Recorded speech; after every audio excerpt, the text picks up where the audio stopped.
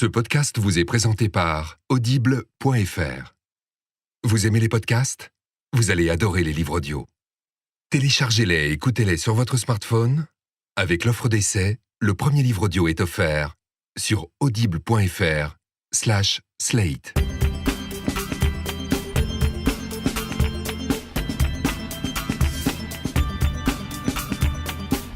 Salut et bienvenue sur Les Sales Gosses, le podcast de Slate.fr. Les Sales Gosses, c'est une conversation intime sur les sales gosses que nous tâchons d'élever pas trop mal et sur les sales gosses que nous sommes à 20, 30, 40 ans.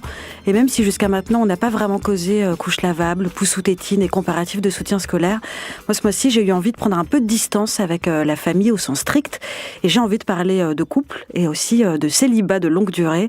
Alors je vous rassure tout de suite, vous n'êtes pas sur RMC l'après-midi, j'ai pas invité de sexologue, il n'y aura pas d'appel d'auditeurs qui vont me poser des questions sur l'éjaculation précoce ou l'infidélité, même si ça aurait été rigolo et que j'ai un avis sur l'éjaculation précoce. Simplement, et j'avais semé quelques indices dans les précédents podcasts, je suis une mère célibataire. Et même si je crève pas encore totalement la dalle, j'ai pas non plus l'intention de finir ma vie en coloc avec mon chat. Donc je suis dans cette période où je me demande comment on chope en 2016.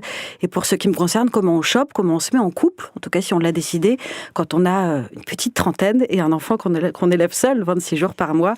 Et d'ailleurs, apparemment, il y a un petit nom pour ça. On nous appelle, nous, les mères célibataires, les mamans solo.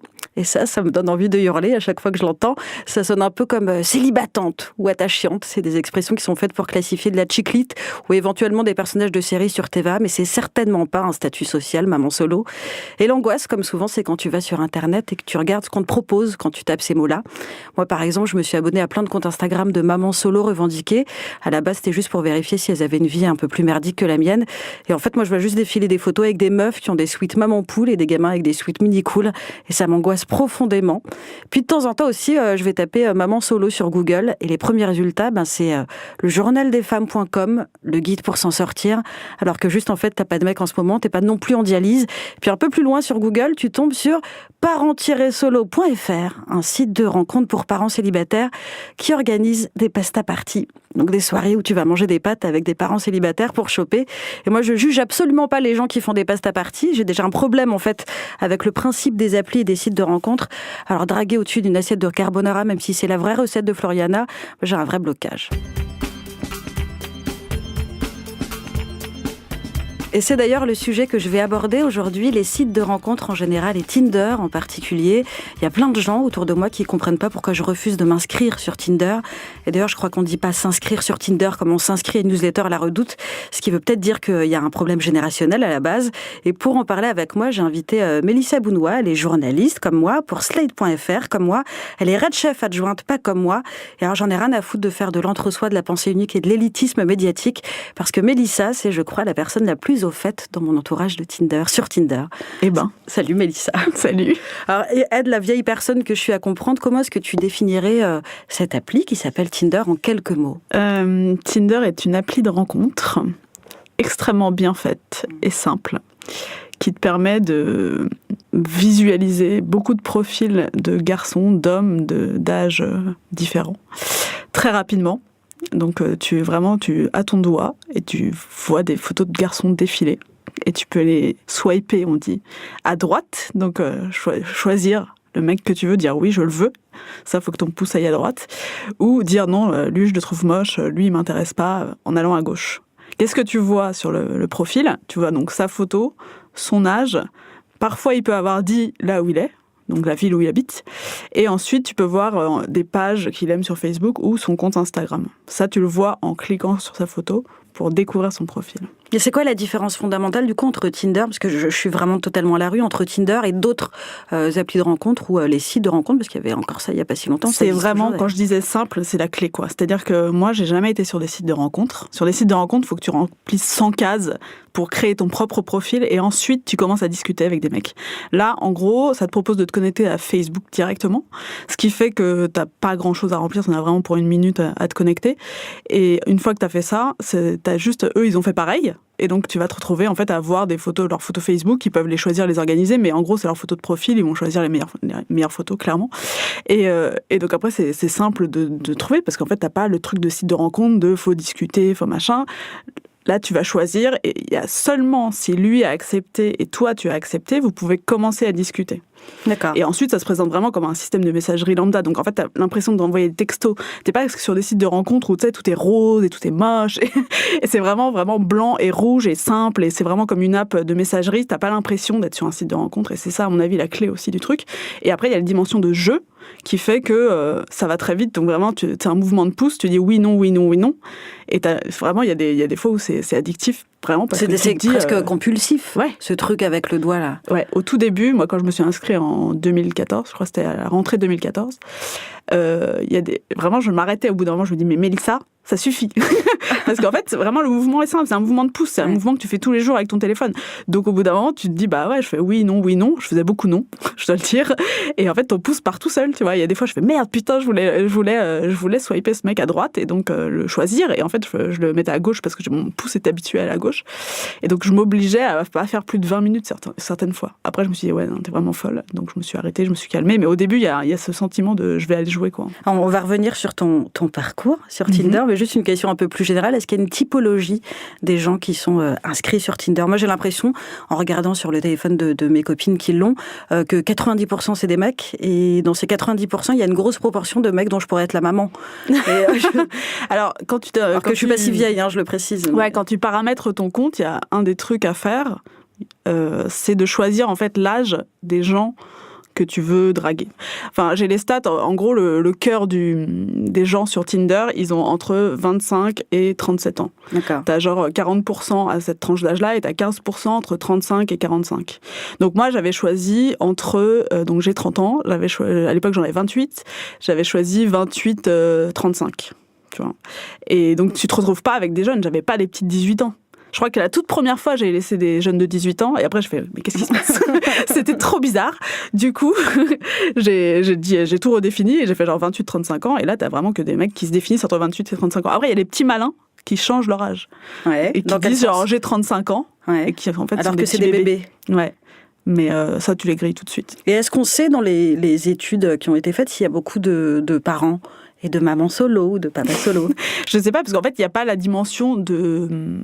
Tu peux indiquer, tu as une ligne de présentation où tu peux dire tout ce que tu veux, où tu habites, ce que tu aimes, et tu peux préciser si t'es parent. Il y a même Moi, j'ai vu des papas, du coup, qui mettent directement dans la première photo leurs enfants. Donc, ils se prennent en photo, eux, en selfie. Ce qui est très, très, très bizarre. Pardon, je t'arrête, mais c'est très, très, très bizarre de mettre une photo de ses enfants sur un truc où tu vas choper. Ouais, mais en fait, je pense que c'est... Oui. Mais je pense que c'est pour eux le moyen de dire clairement, parce que comme tu swipes vraiment en regardant les photos plus encore que le prénom ou l'âge ou la ligne de présentation qu'ils ont pu mettre, c'est vraiment le moyen de dire, genre, d'entrée, ça t'annonces ça, la couleur. Tu vois. T'annonces la couleur, c'est clair. Il y en a qui le font pas, il y en a qui le font. Et donc, de fait, il y a des parents. J'ai pas les stats précises, mais clairement, il y a des parents. Enfin, je veux dire, il y a tellement d'histoires possibles, il y a tellement de profils possibles qu'il y en a. Alors, on va pas spoiler la fin tout de suite, garder un peu de suspense, parce que tu peux me dire quand est-ce que tu t'es inscrit et vraiment pour quelle raison. Est-ce qu'on se lève un matin en se disant tiens, je vais télécharger Tinder, ou est-ce que ça se fait plus naturellement que ça? J'ai jamais été sur les sites de rencontres. Je crois que j'ai une fois peut-être créé un profil sur Adopte un mec et le site est complètement rose. Enfin, c'est vraiment un concept qui me plaît pas du tout. Et à la rentrée 2014, je voulais rencontrer quelqu'un, mais aussi faire du sexe. Parce que ma libido me disait, je veux coucher.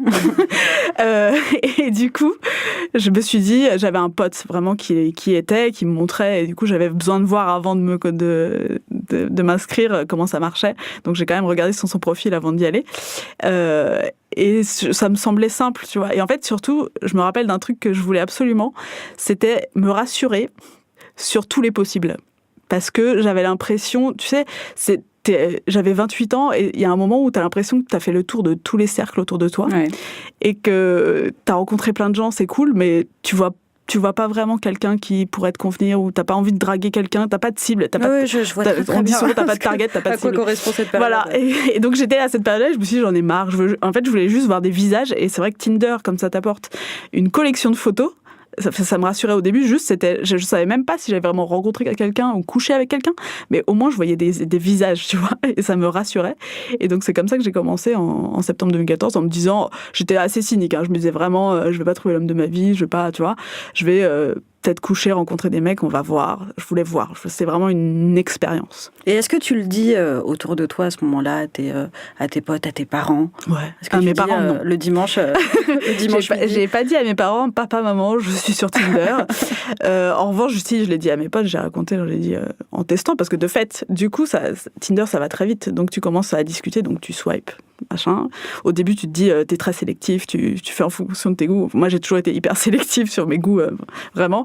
Et tu commences à discuter avec des mecs. Et en fait, ce qui est fou, c'est que tu discutes très vite de trucs très perso. Et donc, ça fait forcément des histoires à raconter. C'est-à-dire, concrètement c'est quoi les trucs très perso dans les premières discussions que j'ai eu des discussions avec des mecs qui venaient de se faire larguer par leur copine, tu vois. Donc, tu commences à parler de tes histoires passées avec des gens que tu ne connais absolument pas. Et donc, tu racontes ta vie à des inconnus et ça donne un sentiment de vertige assez phénoménal. Et ça va vraiment, vraiment très vite. En une seconde, tu vois, ça a matché. Donc, c'est la grande expression. Et donc là, tu peux commencer la conversation et ça peut durer des heures, vraiment. Et tu as des notifs comme si tu avais un texto qui te disent « vous avez un message de X ». Et après, ils peuvent voir si tu as vu les messages, si tu as lu les messages. Et tu as l'impression vraiment de faire rentrer des gens dans ton cercle intime. Et avant d'en arriver jusque-là, jusque dans ces discussions un peu intimes, c'est vraiment une question de néophyte, hein, mais c'est quoi les trucs absolument rédhibitoires sur une bio ou une photo? C'est quoi les trucs qui font que tu swaps? Ça dépend des gens.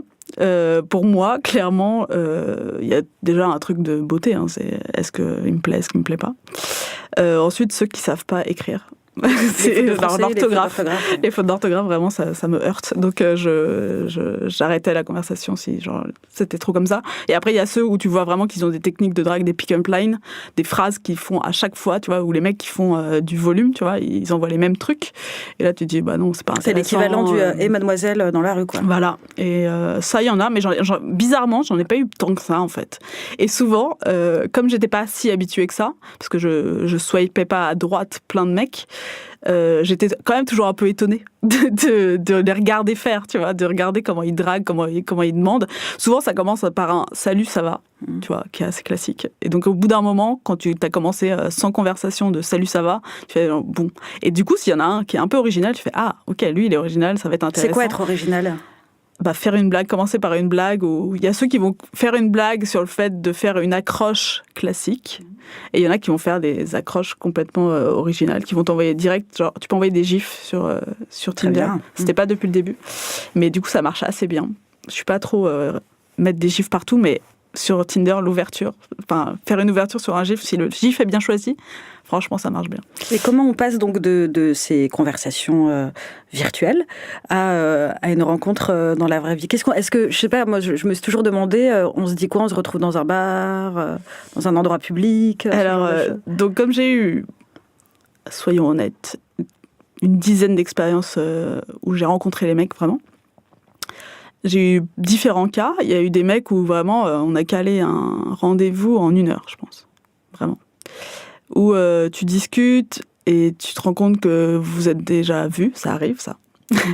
Et donc tu te dis, bon, bah ok, j'ai pas peur, je vais y aller, machin. Il y en a certains où j'ai discuté pendant 2 semaines et je les ai jamais vus. Et en fait, tu dis, qu'est-ce que tu fais dans la vie? Enfin, c'est vrai, après, ça devient une conversation assez simple. Tu fais quoi dans la vie? Qu'est-ce que t'aimes? Enfin, tu poses pas ces questions-là comme ça, mais ça arrive comme ça dans la conversation. Et tu te dis, au bout d'un moment, bon, bah, on pourrait peut-être discuter de ça autour d'un verre. Moi, je l'ai proposé, des mecs me l'ont proposé. Il y a pas de... Ça n'a jamais été dingue. Après, j'ai eu sur tous ces mecs, j'ai eu certains des mecs qui étaient que des plans cul et donc qui te disent j'ai la bite dure, okay. Qu'est-ce qu'on fait, tu vois? Bonjour monsieur. Et tu vois, et c'était des cas où je savais que je voulais faire ça, donc j'y suis allée. Enfin, un cas. Et c'est honnête, tu vois, tu te dis genre, moi j'ai vraiment tout eu du plan cul à la relation. Et en fait, tu sais très vite ce que veut le mec, toi tu dis très vite ce que tu veux. Il y a des fois où ça a vraiment été des conversations où le sexe n'a jamais été amené, où il n'y a même pas eu de question de on va créer quelque chose. C'était genre vraiment des conversations presque amicales. Genre j'ai rencontré, parce que comme je suis journaliste, je suis tombée sur des journalistes. Et, ah oui, alors ça m'intéresse, on va y revenir dans pas longtemps. Et du coup, on a juste parlé de ah oui, t'es machin, et on a juste parlé en fait. Et ça, la conversation s'est arrêtée assez naturellement. Et on s'est jamais rencontrés dans un bar. Mais quand il doit y avoir rencontre, c'est juste tu veux prendre un café, quand est-ce qu'on se retrouve et ça se fait. Après, il y a le moment où tu arrives dans le café. Alors, tu disais que tu avais commencé, que tu t'étais mise à Tinder pour élargir ton cercle. Et en fait, précisément, j'ai l'impression que c'est pas ce qui se passe, puisque pareil, j'ai plein d'amis autour de moi qui tombent sur des collègues, sur le petit frère d'un pote, ce genre de choses. Et alors, qu'est-ce qui se passe à ce moment-là quand tu tombes sur ton voisin? Quand tu tombes sur ton voisin, il faut savoir que ça se trouve, ton voisin ne va pas tomber sur toi. Et donc, si tu le swipes à gauche, donc si tu le refuses, il te voit pas. Il sait pas que tu as refusé. Et ça se trouve, il tombera jamais sur toi. Donc, il saura pas que tu es sur Tinder. Donc, c'est pas grave. Et si lui, il tombe sur toi, il peut se dire que ça se trouve, toi, tu ne l'auras jamais vu. Donc, il y a une espèce de... Si jamais un jour vous êtes amené à parler de ça, si tu amènes dans la conversation, vous allez le savoir. Mais en vrai, moi, je suis tombée sur des gens que je connais assez bien. Pas mon meilleur ami, et en fait, je me suis jamais retrouvée face à eux en disant putain, ah ouais, t'es sur Tinder. Enfin, j'ai jamais eu la conversation, alors que c'est des gens que je connais assez bien. On peut faire comme si c'était jamais arrivé, quoi. Ouais, vraiment. Mais vraiment, parce qu'il y a quand même assez de monde. Ça dépend de comment tu définis tes critères, mais c'est vraiment critères d'âge et de géolocalisation. Il y a vraiment beaucoup de gens, en fait. Donc, c'est pas grave et on va pas t'en parler en te disant au fait, ça, c'était le cas au début, mais maintenant, en 2016, donc ça a été créé en 2012, ça fait 4 ans, il y a vraiment, vraiment beaucoup de monde.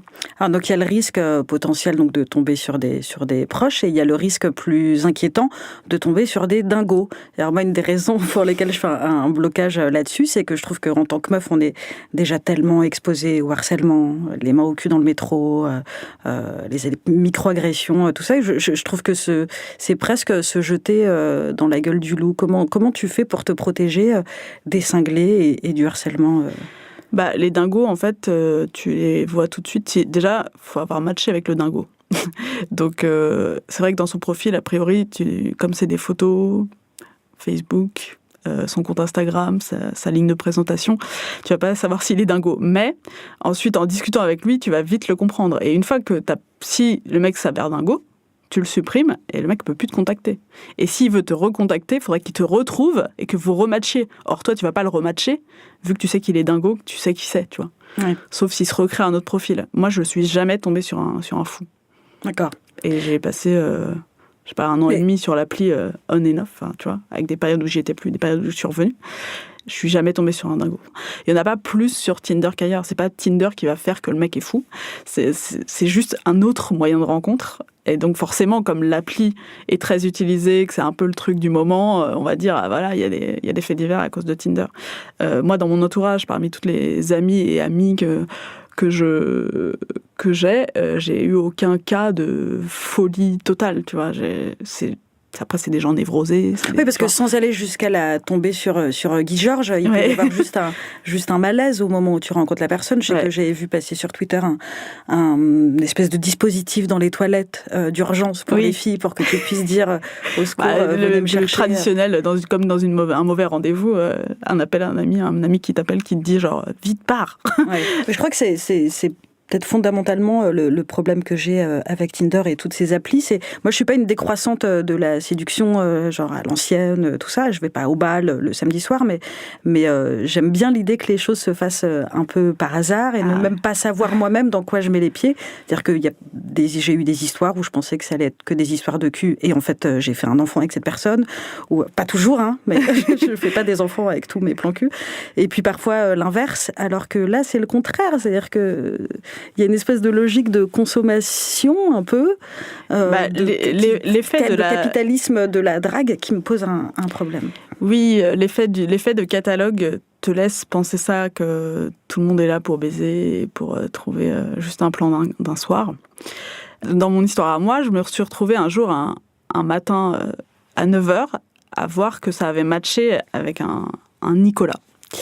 Je regarde le profil de ce garçon et je me rends compte qu'il correspond pas forcément à mes critères habituels et je me dis c'est pas moi qui l'ai choisi, ça doit être Hugo qui s'amuse à prendre mon portable pendant les soirées et à swiper pour moi. Hugo qui a un ami donc. Un ami.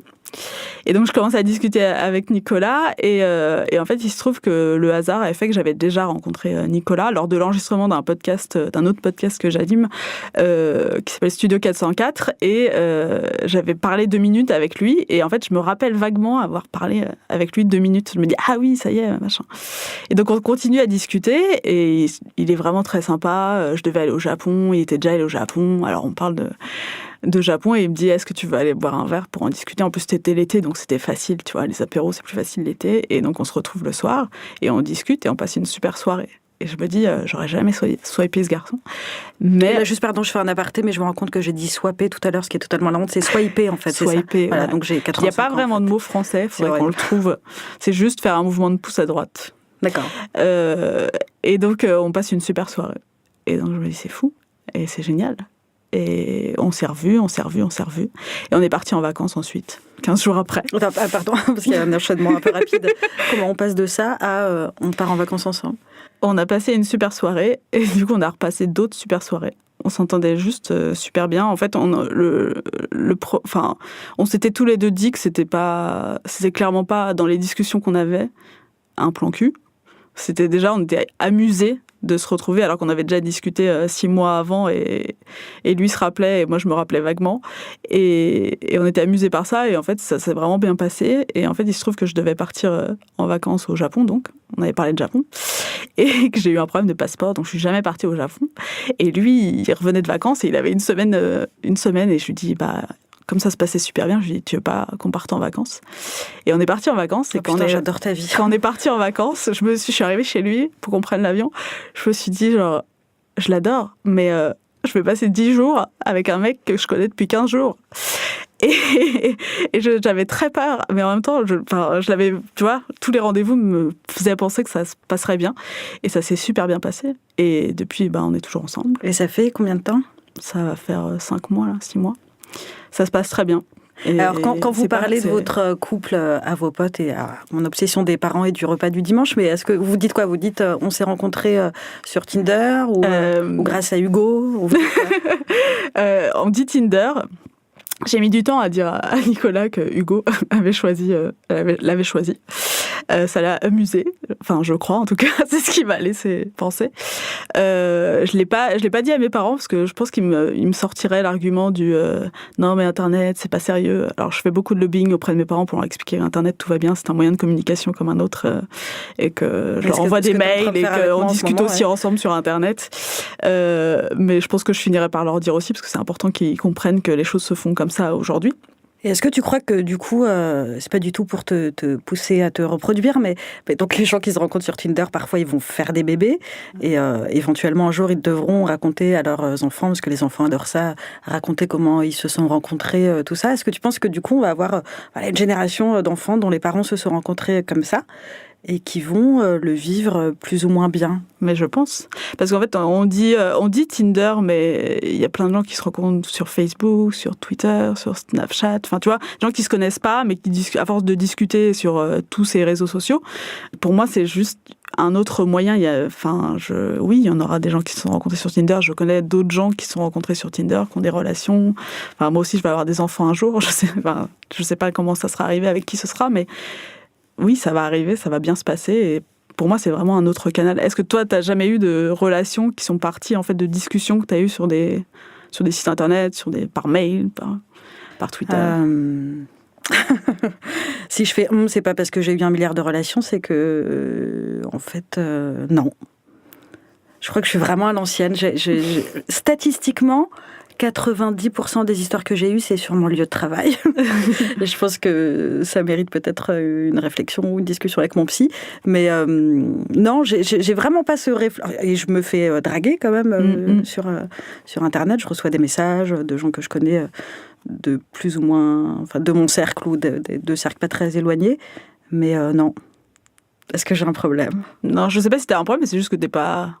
C'est juste pas encore arrivé. Après, faut pas faire de blocage vis-à-vis de ça, j'imagine, parce que c'est vraiment la façon dont on parle aujourd'hui.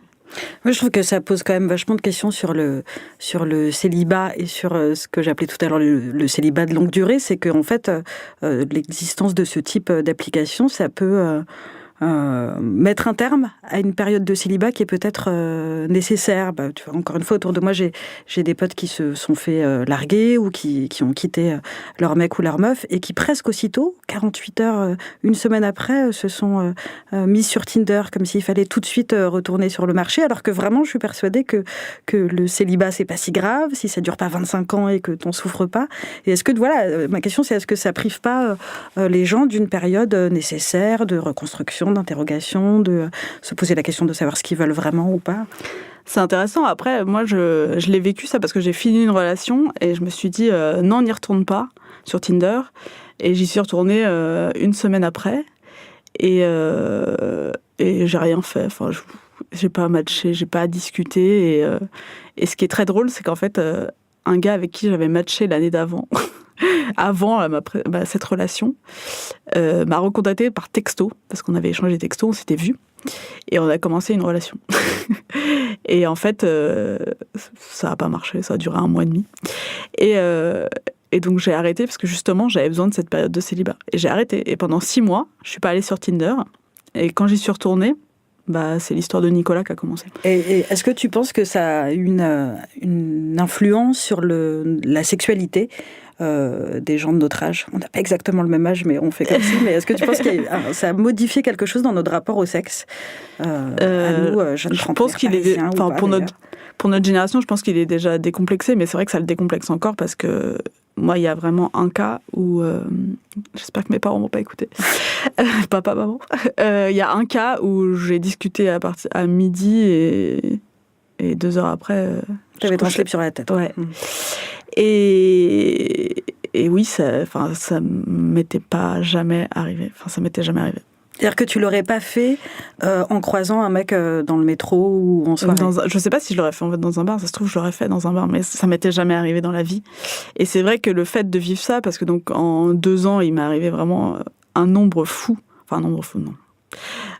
Plus que toutes les années précédentes. Et c'est clairement grâce à Tinder. Et ça a un peu accéléré, si tu veux, ma vie sentimentale et ma vie sexuelle. Et en même temps, le rythme était guidé que par moi. C'est-à-dire que, encore une fois, j'y allais ou j'y allais pas. Le mec me mettait pas une pression de fou, il me harcelait pas. Encore une fois, si jamais il insistait trop, je pouvais le supprimer en 1 seconde. Donc, mais oui, ça a clairement défait quelque chose. Il y a eu beaucoup d'articles aux États-Unis là-dessus sur comment c'est devenu capitalistique, parce que vraiment, t'as des mecs qui couchent avec 3 filles dans la même soirée. Mais est-ce que ça n'existait pas pré-Tinder? Enfin, je veux dire, Tinder, c'est 2012. Enfin, en 2010, je pense qu'il y a des mecs qui faisaient déjà ça par d'autres moyens. Moi, ça a été un moyen d'accélérer les choses. Je pense que plein de gens ont accéléré les choses autrement. Et est-ce qu'à la même échelle, tu crois que ça a changé le rapport des sociétés au célibat? C'est-à-dire que moi, je me demande beaucoup si du coup, on ne va pas trouver encore moins d'excuses aux célibataires d'être célibataires. C'est-à-dire qu'on va te dire bouge-toi, quoi. Tu n'as aucune raison d'être toute seule, alors qu'il y a ce facilitateur de rencontres. C'est vrai que quand j'ai eu une amie qui s'est plainte d'être célibataire, qui me dit j'en ai marre, je rencontre pas de mec, je suis triste, et en même temps j'ai envie que ce soit un moment magique, enfin tu vois, ou même pas un moment magique, mais juste le hasard, tu vois, tu rencontres quelqu'un, c'est cool, dans un bar, dans une soirée, et puis voilà, vous embrassez. Et je lui dis mais c'est Tinder, enfin, vraiment, elle me dit ouais mais c'est pas magique, je veux pas, machin. Et elle me dit arrête de me mettre la pression. Parce qu'elle existe, cette pression. Elle existe parce que notre société fait que faut être en couple. C'est comme ça, faut être en couple, faut être marié, faut avoir des enfants. Enfin, maintenant, ça a changé. Il y a quand même beaucoup plus de cas, mais ça le met. Mais quand elle m'a dit ça, je me suis vraiment rendu compte. Je lui ai dit genre fais ce que tu veux, tu vois. C'est juste, je te dis, c'est un moyen parmi d'autres. Oui, ça te dit. C'est possible, c'est très très facile. Pourquoi t'es seule? Moi, je poserai jamais cette question à mes amis. C'est juste quand elles me disent qu'elles ont besoin de sexe ou d'un mec, je leur dis, moi j'ai testé. Vois pour toi, teste pour toi. Mais notre société ne fait que ça, ne fait que te dire soyez en couple, soyez bien, soyez à 2. Moi, après 1 an de Tinder, j'ai fait genre wow, je vais être célibataire, laissez-moi tranquille. Mais ça me rassurait d'avoir dans un coin, tu vois, le fait que j'aurais la possibilité si je voulais y revenir. Je savais aussi, si je pouvais être célibataire, c'est aussi parce que je me disais que si je voulais ne plus l'être, c'était moins compliqué. En fait, je crois que le propre de mes précédentes relations, je disais tout à l'heure que c'était sur mon lieu de travail ou en tout cas au boulot, pas forcément avec des collègues, mais au travail, grâce au travail. Et le propre de ces relations-là, c'est que elles m'ont pas coûté d'efforts particuliers. C'est-à-dire que je me lève le matin pour aller au travail. Et il y a des hommes avec lesquels j'ai eu des histoires. Alors que Tinder, je trouve que tu es déjà dans une démarche, tout ça. Il faut sortir de chez soi. Et moi, j'ai un gros problème, par exemple, c'est que je suis très, très casanière. C'est hyper compliqué pour moi de sortir. J'annule quasiment toutes les soirées auxquelles je suis invitée. Je zappe les fêtes d'anniversaire. Je pose des lapins. Je suis la pote qui pose des lapins. Et donc en fait techniquement le truc c'est que ça va m'inscrire dans une démarche proactive, c'est-à-dire qu'il va falloir que je propose un rendez-vous, que je m'organise, que je sors de chez moi, que je m'habille, qu'éventuellement je mette du gloss, tu vois, j'en sais rien, mais que je sois active et je pense que effectivement c'est peut-être ça qui me posera un problème. Je suis peut-être dans la séduction passive. Donc du coup le truc c'est plus que tu préfères que l'amour vienne à toi. En fait, je suis en train de me rendre compte que je suis une putain de princesse, alors que je déteste ça et que j'ai pas du tout je suis pas du tout une princesse dans la vie. Mais peut-être qu'effectivement, j'aime bien l'idée qu'on vienne me chercher, parce que l'avantage quand on vient te chercher, c'est que tu vas pas te prendre devant. Tu sais que si la personne vient à toi, c'est qu'a priori tu lui plais, tout ça. Et c'est vrai que en cherchant bien, je crois que j'ai jamais été moi-même branchée un mec. C'est jamais moi qui ai dragué. Je déteste ce mot, mais j'ai jamais été voir un mec pour lui proposer un truc. Ils sont toujours venus. On posait un genou à terre et non, mais c'est vrai. Mais là, tu vas être dragué aussi. Tu sais, une fois que la discussion commence, tu vas être dragué. Enfin, je veux dire. Moi, dans tous les cas, c'est un truc de drague qui se passe et c'est un jeu de ping-pong, c'est une discussion, mais tu vas clairement être dragué. Le seul moment où tu es seul, c'est quand tu prends l'appli, que tu la télécharges et que tu te connectes, ça te prend à peu près 1 minute 30. Et ensuite que tu choisis. Mais ensuite, c'est un jeu de drague et les rendez-vous sont des rendez-vous. Mais vraiment, il y a les 10 premières minutes où c'est drôle, souvent c'est drôle. Et après, ça peut être une super discussion. Et quand tu as eu des bonnes discussions avant, en fait, tu connais déjà un peu la personne. C'est ce que je disais au tout début sur l'intimité des discussions. Tu as l'impression de connaître quand même vachement cette personne parce que tu te rends compte que tu sais plein de trucs sur sa vie. Elle t'a dit plein de trucs sur sa vie. Et donc, tu peux passer une super soirée comme tu aurais passé une super soirée. Et souvent, tu sais des discussions que tu vas passer un bon moment et clairement, tu vas te faire draguer, quoi. Ça vient à toi. C'est juste qu'il y a eu ce petit moment de téléchargement d'une appli qui est, je l'avoue, moi aussi, hein, quand la toute première fois, je me suis dit, relou. Quand j'ai téléchargé, je me suis dit, c'est un truc, quoi. C'est pas n'importe quoi, je m'en souviens, je sais quand je l'ai fait. Mais du coup, je me demande s'il n'y a pas une forme de sexisme qui a été un peu intégrée, parce que déjà autour de moi, tous ceux qui sont anti-Tinder, très réticents, c'est que des meufs. Ouais. Et vraiment, en étant tout à fait honnête avec moi, je me dis que si j'étais un garçon, ça me poserait beaucoup moins de problèmes socialement, de dire je suis sur On a Tinder, intégré le fait qu'on ne devrait pas chercher. On a intégré ce truc de princesse, quoi. C'est le moment où tu es féministe, Nadia, et où tu dis non. Non, mais je m'en veux. Tu vois, du coup, je ne vais pas être une princesse. Ça m'interroge vachement, parce que ça veut dire que tu peux être ultra féministe sur plein de sujets, et en fait, sur des trucs qui touchent comme ça à l'intime, être une espèce de grosse réac. On a intégré ça comme on a intégré le fait qu'il fallait être en couple, tu vois, le truc dont on parlait sur faut pas être célibataire.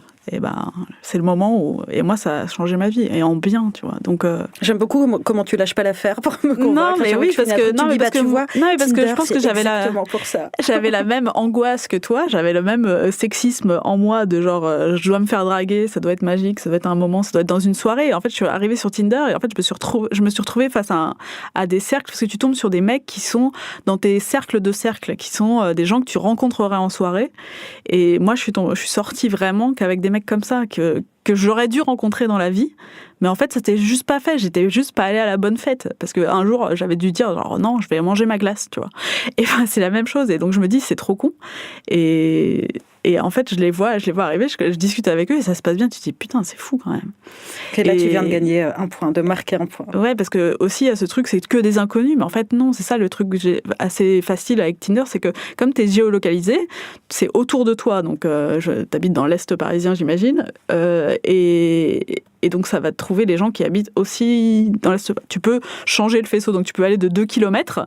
Moi, j'avais mis 2 km pour avoir Paris. Je suis dans ma bulle, donc. Et tu peux aller jusqu'à, je pense, 100 km. Tu peux choper un mec dans le 15e. Ouais, et tu peux aussi choper un mec en Iran. Tu peux discuter avec un mec en Iran, parce que tu peux faire le monde entier, et après je crois qu'il faut payer si tu veux, si t'es genre en Iran et que tu veux parler avec des filles de Paris ou des mecs de Paris, tu vois. C'est comme ça que j'ai parlé avec un Américain que j'ai fini par l'interviewer, donc il n'y avait aucun enjeu, tu vois, j'ai trouvé une interview sur Tinder aussi. Mais donc en fait tu te retrouves vraiment, tu tombes sur des gens, tu dis « Ah oui, je l'ai déjà vu dans une soirée, mais je sais pas qui c'est, t'as jamais parlé avec lui ?»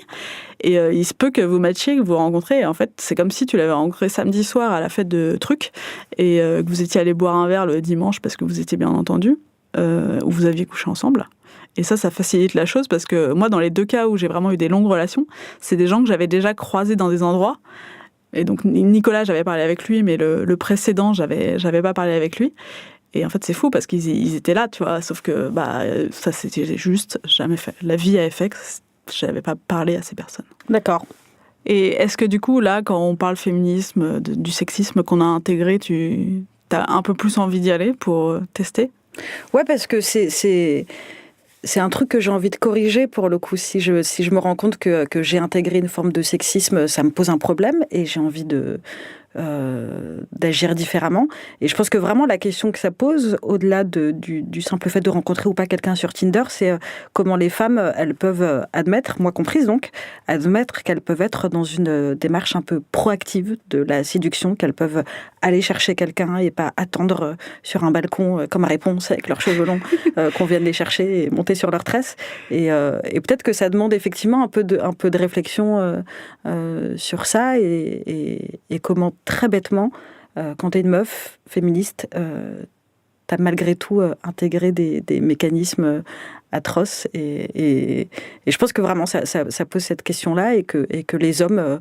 je pense pas qu'un podcast comme ça avec 2 garçons à nos places aurait donné la même chose, ou même qu'il aurait pu être envisagé, parce que je pense que c'est un non-sujet pour la plupart des hommes, alors que c'est un sujet pour les femmes, visiblement. Et je pense qu'en plus, tu serais étonné de la facilité avec laquelle ça se passe, quoi. Enfin, et de comment ça se passe bien, surtout.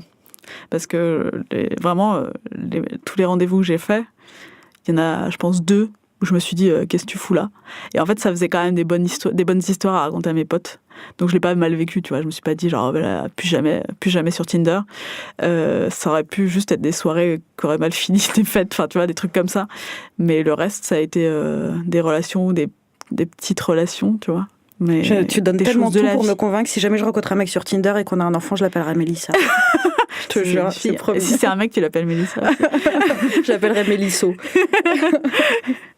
Alors en attendant de télécharger ou pas Tinder sur mon téléphone, moi je vais continuer à rester chez moi avec mon chat et mon sapin et ma fille qui s'appelle Sacha donc, et on a regardé sur Netflix mon conseil culture de ce mois-ci. C'est une série qui s'appelle Gilmore Girls et normalement tout le monde a entendu parler de cette série, en particulier ces derniers temps parce qu'il y a la 8e saison qui vient de sortir sur Netflix. Les 7 autres saisons avaient été mises en ligne il n'y a pas très très longtemps. Et pour résumer, même si c'est impossible à résumer une série comme ça, c'est l'histoire d'une mère et de sa fille. Donc forcément, je m'identifie beaucoup. Et dans une petite ville américaine, tout ça. Et donc, on suit 2 trajectoires assez différentes qui se rejoignent parfois. Et dans cette 8e saison, la fille a une 30aine d'années et c'est une loseuse, tout ça. Et la mère a un petit peu moins de 50 ans et c'est aussi une loseuse. Et c'est des loseuses magnifiques, c'est des loseuses célestes. Elles arrivent à sublimer toutes les merdes qui leur arrivent dans la vie, ce qui n'arrive jamais dans la vraie vie. Mais c'est des espèces de modèles pour ma fille et moi, et on s'appelle mutuellement Rory et Lorelai, ce qui est un peu honteux. Et ce qui me fait dire que peut-être il va falloir que je rencontre quelqu'un, parce que quand tu commences à te donner des surnoms de séries, c'est que ça craint. Donc voilà, ça s'appelle Gilmore Girls et c'est sur Netflix.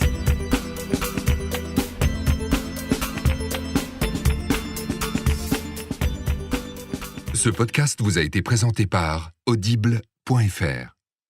Vous aimez les podcasts ? Vous allez adorer les livres audio. Téléchargez-les et écoutez-les sur votre smartphone.